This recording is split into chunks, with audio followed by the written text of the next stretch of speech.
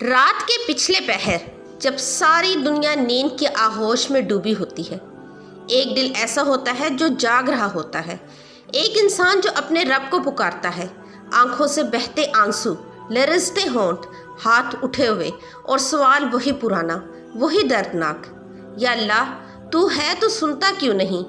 نماز پڑھتا ہوں مگر دل مطمئن نہیں ہوتا، دعا مانگتا ہوں مگر جواب نہیں آتا، اولاد ہے مگر وہ سکون اور محبت کہاں ہے جس کا خواب دیکھا تھا، رزق ہے مگر وہ برکت کہاں جو دل کو شکر سے بھر دے، زندگی ہے مگر ایک بے نام سی بے چینی ہر لمحے دل کو جکڑے رکھتی ہے، آخر کیوں؟ یہ سوال ہر انسان کے دل کا دکھ ہے، ایک چپ جو زبان سے نہیں آنکھوں سے نکلتی ہے، ایک خلا جو سجدے میں بھی بھر نہیں پاتا۔ کیا اللہ ناراض ہے یا کوئی اور راز ہے جو ہم نہیں سمجھ پاتے؟ آج ہم انہی سوالوں کے بند دروازوں پر دستک دیں گے، شاید کوئی راز کھلے، شاید کوئی حکمت سامنے آئے، اور شاید ہمارا رب پھر سے مسکرا کر ہمیں گلے لگا لے۔ محترم ناظرین، کیا کبھی آپ نے سوچا ہے کہ اللہ تو ہے مگر وہ ہماری سنتا کیوں نہیں؟ کبھی آپ نے رات کی تنہائی میں سسکیاں لے کر اللہ کو پکارا ہو؟ کبھی آنکھیں نم، دل شکستہ اور زبان بے اختیار اللہ کی دہلیز پر گر پڑی ہو؟ کبھی لگا ہو کہ ساری دنیا خفا ہو جائے مگر اللہ سن لے، قبول کر لے، معاف کر دے؟ تب انسان پوری شدت سے کہتا ہے: اے اللہ، تو سب کچھ جانتا ہے، پھر میری بات کیوں نہیں سنتا؟ مگر حقیقت یہ ہے کہ اللہ نہ صرف سنتا ہے بلکہ ہم سے بھی زیادہ بہتر جانتا ہے کہ کب کیا دینا ہے اور کب دینا ہے۔ وہ خاموش نہیں ہوتا، وہ آزمائش میں ہوتا ہے، وہ ہمیں آزما رہا ہوتا ہے، وہ ہمیں توڑ نہیں رہا بلکہ نرمی سے گوندھ رہا ہے تاکہ ہماری روح اس کی قرب کی لذت پا سکے۔ اللہ پاک وہ ذات ہے جو ہمیشہ سے ہے اور ہمیشہ رہے گا، نہ اس پر وقت کا اثر، نہ کسی چیز کی حاجت۔ ہم فنا کے مسافر اور وہ بقا کا بادشاہ۔ جب ہم اپنی ٹوٹی ہوئی سانسوں، ڈوبی ہوئی امیدوں اور ریزہ ریزہ دل کے ساتھ اسے پکارتے ہیں تو کیا وہ سنتا نہیں؟ اللہ قرآن میں فرماتا ہے: مجھے پکارو، میں تمہاری دعاؤں کو قبول کروں گا۔ تو سوال یہ نہیں کہ وہ سنتا ہے یا نہیں، بلکہ سوال یہ ہے کہ کیا ہم وہی مانگ رہے ہیں جو ہمارے حق میں بہتر ہے؟ کیا ہم اللہ سے صرف اپنی وقتی خواہشوں کے مطابق مانگ رہے ہیں یا اس کی حکمت کو تسلیم کر رہے ہیں؟ اللہ رب العزت صرف وہی چیز دیتا ہے جو بندے کے حق میں بہتر ہو، چاہے بندہ اس کی حکمت کو نہ سمجھے۔ حضرت علی رضی اللہ عنہ کا فرمان ہے: جب تم اللہ سے کچھ مانگو اور نہ ملے تو خوش ہو جاؤ، کیونکہ یہ یا تو وہ تمہارے حق میں بہتر نہیں یا تمہارے لیے اس کا کوئی اور وقت مقرر ہے۔ اللہ کسی کی آہ کو رد نہیں کرتا، مگر وہ آہ کب پھول بن کر کھلے گی یہ وہی جانتا ہے۔ بعض اوقات وہ ہماری دعاؤں کو دیر سے قبول کرتا ہے تاکہ ہم اس کے قریب ہو جائیں، اسے بار بار پکاریں، رونے کا سلیقہ سیکھیں، عاجزی کے ذائقے سے آشنا ہوں، اور یوں ہمارے اندر کا تکبر پگھل جائے۔ کبھی وہ فوری قبول کرتا ہے تو کبھی کچھ اور بہتر عطا کرتا ہے۔ روحانیت کے شہنشاہ حضرت رابعہ بصریہ نے فرمایا تھا: میں نے اللہ کو اس لیے نہیں پکارا کہ وہ میری سن لے، بلکہ اس لیے پکارا کہ وہ میرا رب ہے، اور رب کو پکارا جاتا ہے۔ اللہ ہماری ہر پکار سنتا ہے، چاہے ہم بول نہ سکیں، صرف دل کی دھڑکنوں میں فریاد ہو تب بھی وہ قریب ہے۔ اللہ تعالیٰ قرآن پاک میں فرماتا ہے: ہم انسان کی شاہ راہ سے بھی زیادہ قریب ہیں۔ تو پھر اگر وہ ہمیں آزمائے، خاموشی اختیار کرے یا ہمارے دل کی فریاد کو ظاہری جواب فوراً نہ دے، تو سمجھ لو وہ تمہیں رد نہیں کر رہا بلکہ تیار کر رہا ہے اس لمحے کے لیے جب وہ تمہیں اپنی رحمت کی آغوش میں لے لے اور تم کہو: اے اللہ، تو نے جو کیا وہی بہتر تھا۔ محترم ناظرین، کیا کبھی آپ نے سوچا کہ ہم نماز تو پڑھتے ہیں مگر مزہ کیوں نہیں آتا؟ کیا کبھی آپ نے سوچا کہ وہی نماز جو نبی کریم صلی اللہ علیہ وسلم کے لیے آنکھوں کی ٹھنڈک تھی، وہی نماز ہمارے لیے کیوں بوجھ بن چکی ہے؟ آخر وہ کیا راز تھا، وہ کیسا سکون تھا کہ حضور صلی اللہ علیہ وسلم فرماتے تھے: میری آنکھوں کی ٹھنڈک نماز میں رکھی گئی ہے۔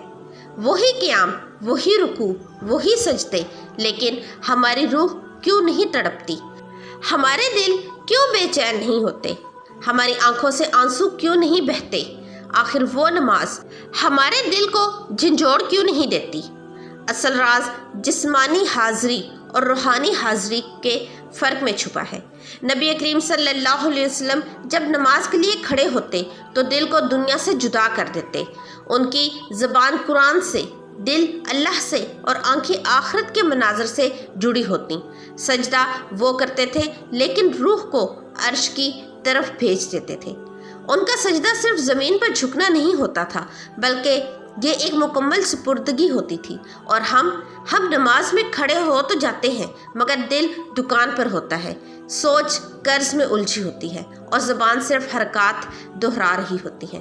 ہم نماز میں اللہ اکبر تو کہتے ہیں مگر دل کے تخت پر ابھی بھی دنیا بیٹھی ہوتی ہے۔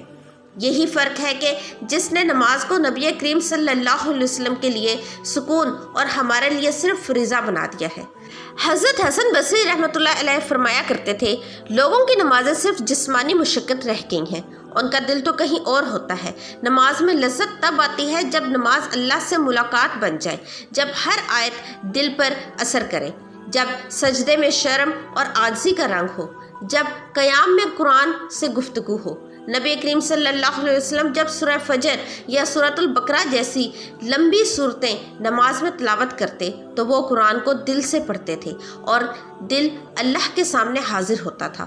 ابن قیم رحمۃ اللہ علیہ فرماتے ہیں، جس قدر بندہ اپنے دل کو نماز میں اللہ کے حضور حاضر رکھے گا، اسی قدر اسے لذت، سکون اور روحانی طاقت نصیب ہوگی۔ تو جب ہماری نمازوں میں توجہ نہیں، نیت نہیں، خشوع نہیں، تو وہ لذت کہاں سے آئے گی جو نبی کریم صلی اللہ علیہ وسلم کو حاصل تھی؟ وہ لذت بندگی سے ملتی ہے، اور بندگی تب ملتی ہے جب دل مکمل طور پر رب کے سامنے جھک جائے۔ نماز دراصل دلوں کا سفر ہے، جسموں کا نہیں۔ جب ہمارا دل، دماغ، نیت اور جسم سب کے سب اللہ کے سامنے جھکیں گے، تب ہی نماز سکون دے گی۔ تبھی ہم کہیں گے، اللہ واقعی میری آنکھوں کی ٹھنڈک بھی اب نماز ہی ہے۔ یہ نماز محض فرض نہیں، یہ تو اللہ سے ملاقات کا وقت ہے، اور اگر ملاقات میں دل نہ ہو تو وہ ملاقات کیسی؟ ہمیں اپنی نمازوں کو حضور دل کے ساتھ زندہ کرنا ہوگا، تب جا کے اس میں وہ مزہ، وہ سکون اور وہ ٹھنڈک آئے گی جس کی خوشبو سے نبیوں کے دل معطر ہوتے تھے۔ محترم ناظرین، کیا کبھی آپ نے سوچا ہے کہ ہم دعا تو مانگتے ہیں مگر قبول نہیں ہوتی؟ کبھی دل سے فریاد کی ہے؟ کبھی رات کی تنہائی میں رب کو پکارا ہے؟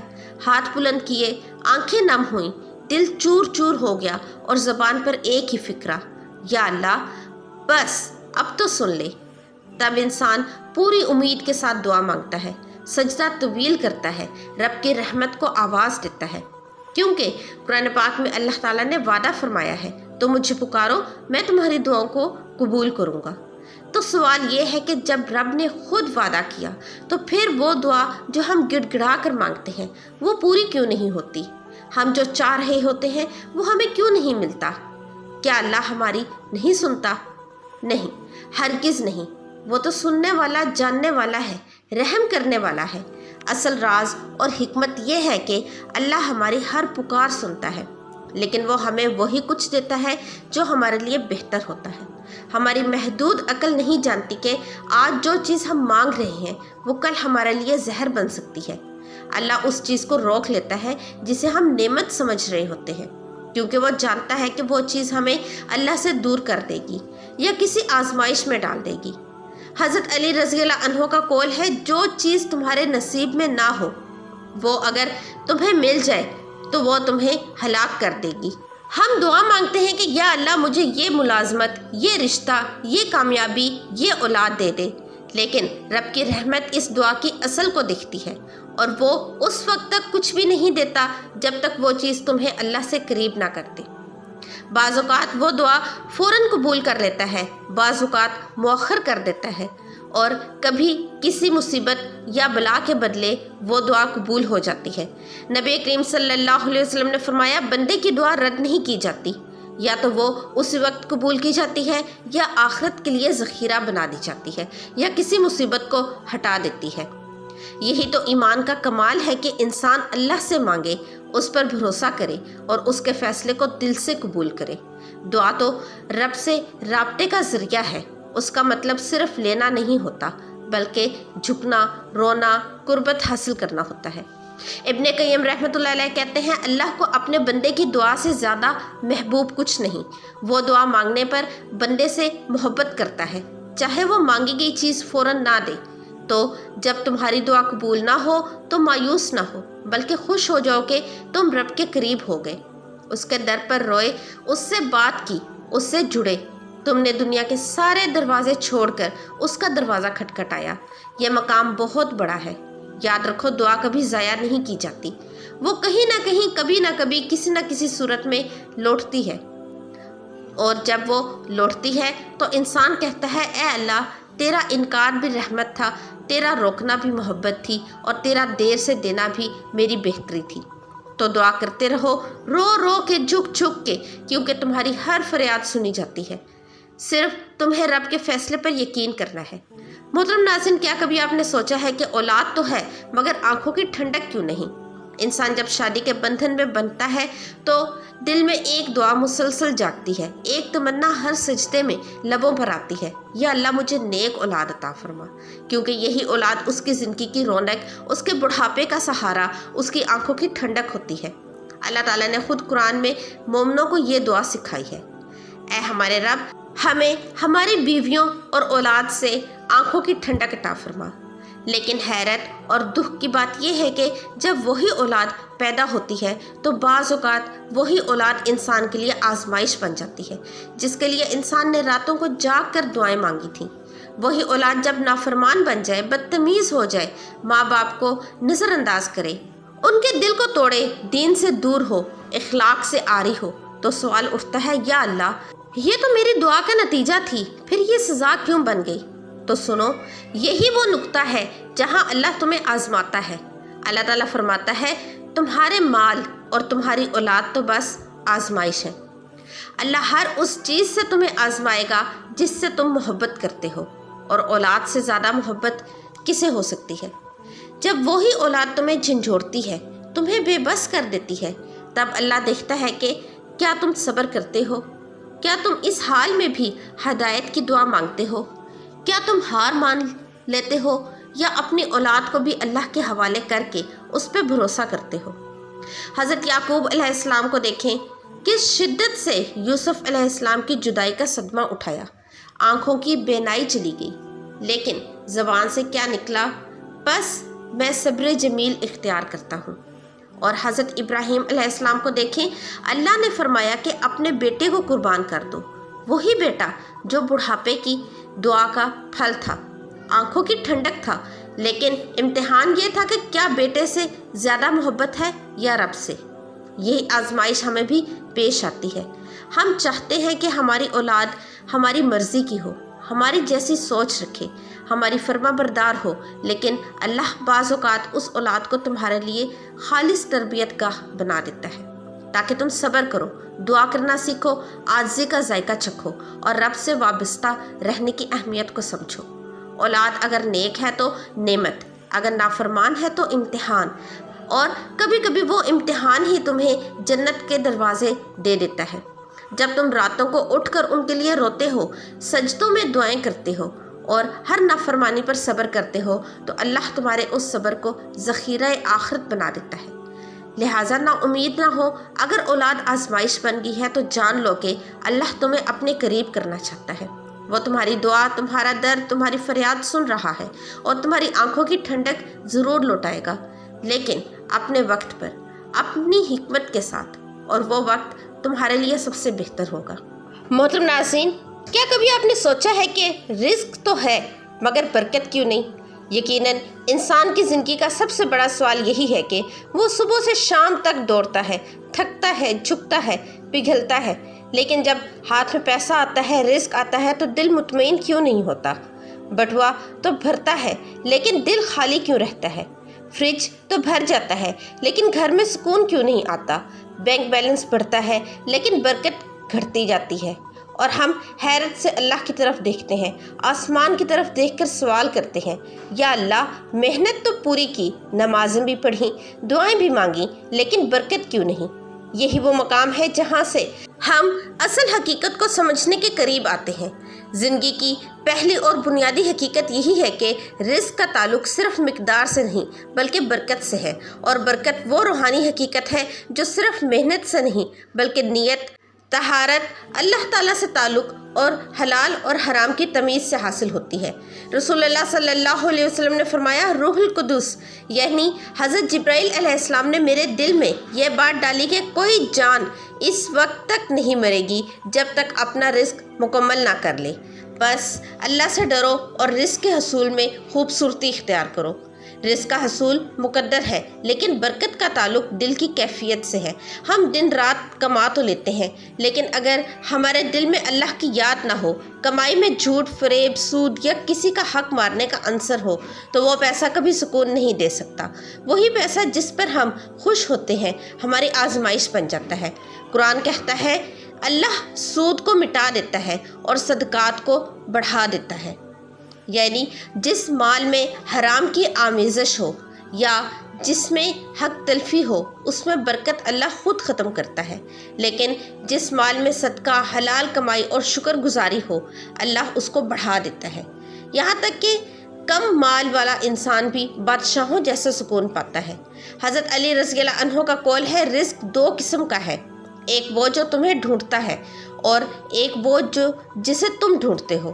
اگر تم دنیا کے پیچھے دوڑو گے تو وہ تمہیں تھکا دے گی، لیکن اگر تم دین پر قائم رہو گے تو دنیا تمہارے قدموں میں آئے گی۔ آج ہم دن رات کام کرتے ہیں، لیکن ہم نے نمازیں چھوڑ دیں، والدین کی خدمت چھوڑ دی، سود اور حرام کاروبار کو معمولی سمجھ لیا، زکوٰۃ دینا بھول گئے، ملازم کا حق مار لیا، بیوی بچوں کی بنیادی ضروریات سے غفلت برتی اور دعاؤں میں بھی صرف دنیا ہی مانگی، تو پھر برکت کہاں سے آئے؟ برکت اس وقت آتی ہے جب پیسہ صرف ہاتھوں میں ہو، دل میں نہیں، جب نیت میں خلوص، عمل میں تقویٰ ہو اور اللہ تعالیٰ سے تعلق مضبوط ہو۔ محترم ناظرین، برکت کا راز صرف کتنا ہے میں نہیں بلکہ کیسا ہے میں پوشیدہ ہے۔ حضرت حسن بصری رحمۃ اللہ علیہ فرماتے ہیں، حرام مال سے کوئی عبادت قبول نہیں ہوتی اور حلال مال میں نیکیوں کی برکت چھپی ہوتی ہے۔ جب انسان صرف دنیا کے لیے جیتا ہے تو وہ پیسہ کماتا ہے لیکن سکون کھو دیتا ہے۔ جب وہ اللہ کے لیے جیتا ہے تو وہ کم میں بھی کماتا ہے لیکن سکون اور برکت پاتا ہے۔ اور اگر کبھی انسان بہت محنت کرے، حلال کمائے، تب بھی برکت نہ ہو تو سمجھ لو کہ اللہ تمہیں کسی اور طرف متوجہ کر رہا ہے۔ شاید وہ تمہارے رزق میں کمی کر کے تمہارے دل میں اللہ کی طلب بڑھانا چاہتا ہے۔ شاید وہ چاہتا ہے کہ تم اس دنیا کو نہیں بلکہ آخرت کو ترجیح دو۔ نبی کریم صلی اللہ علیہ وسلم کا ایک مبارک فرمان دل کو ہلا دینے والا ہے، اگر تم اللہ پر ایسا توکل کرو جیسے توکل کا حق ہے تو تمہیں ویسے ہی رزق دے گا جیسے پرندوں کو دیتا ہے۔ وہ صبح خالی پیٹ نکلتے ہیں اور شام کو بھرے پیٹ لوٹتے ہیں۔ محترم ناظرین، ہم توکل چھوڑ چکے ہیں، ہم نے دعاؤں پر یقین چھوڑ دیا، ہم نے نیت کا اخلاص کھو دیا اور یہی برکت کے زوال کا سبب ہے۔ لہٰذا اگر تمہارے پیسے میں برکت نہیں تو فوراً رک جاؤ، سوچو، کیا میری کمائی حلال ہے؟ کیا میں وقت پر زکوٰۃ دیتا ہوں؟ کیا میں ملازم کا حق پورا دیتا ہوں؟ کیا میں نماز کا پابند ہوں؟ کیا میں رزق میں اللہ کو شامل کرتا ہوں؟ کیا میں اللہ سے زیادہ دنیا پر بھروسہ کر بیٹھا ہوں؟ اگر ان میں کہیں بھی کمی ہے تو سمجھ لو کہ برکت اسی کمی کی سزا کے طور پر رخصت ہو گئی ہے، لیکن اللہ مہربان ہے، وہ برکت لوٹانے والا ہے۔ بس تم رجوع کرو، صدقہ دو، سچ بولو، حلال کماؤ اور اللہ سے تعلق جوڑو۔ یاد رکھو، پیسہ سکون نہیں دیتا لیکن برکت سکون ضرور دیتی ہے، اور برکت صرف اللہ کی رضا سے آتی ہے، اور اللہ کی رضا صرف تقویٰ، صدقہ اور وفا سے حاصل ہوتی ہے۔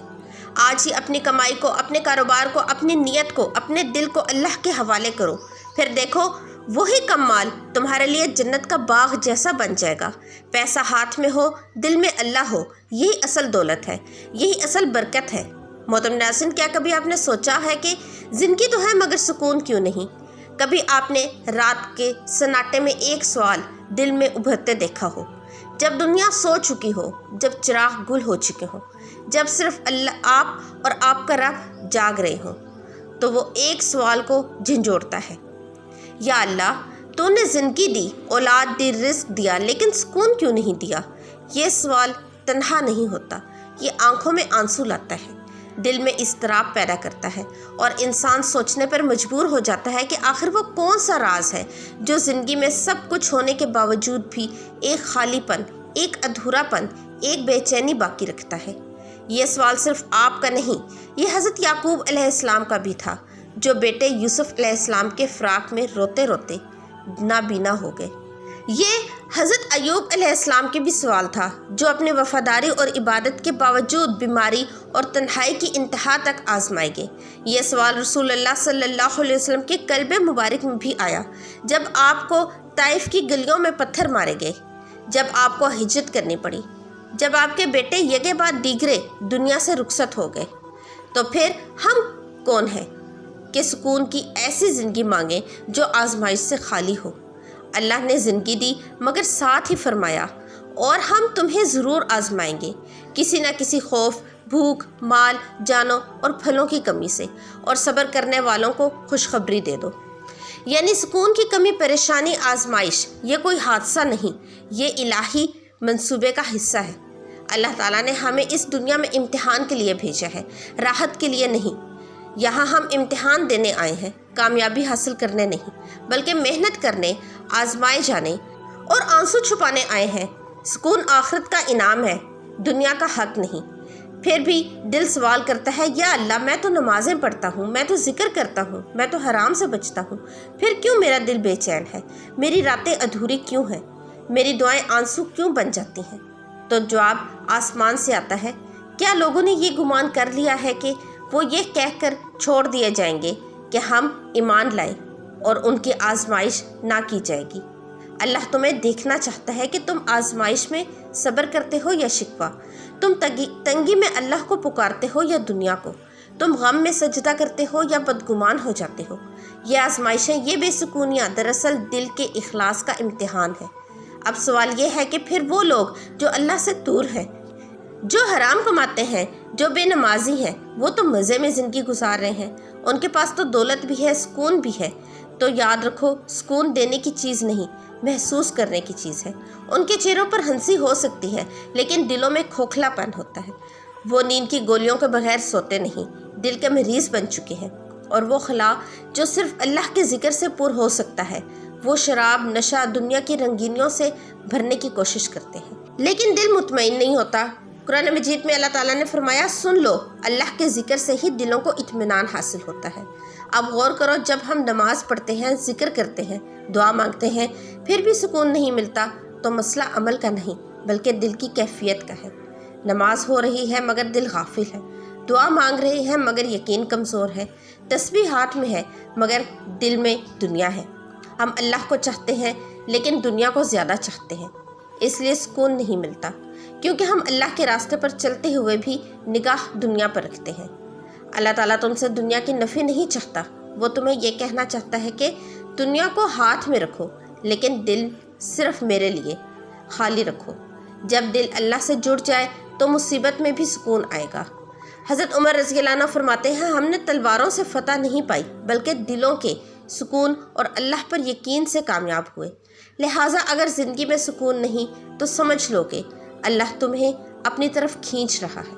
تمہارے رزق کی تنگی، اولاد کی پریشانی، صحت کا بوجھ، قرض کی ادھاریاں، جانی مالی نقصان، یہ سب دعوتیں ہیں، چیخیں ہیں، صدائیں ہیں کہ اے بندے واپس آ جا، میں تیرا رب ہوں، تیرا رزاق ہوں، تیرا محافظ ہوں، تو بس مجھ سے جڑ جا۔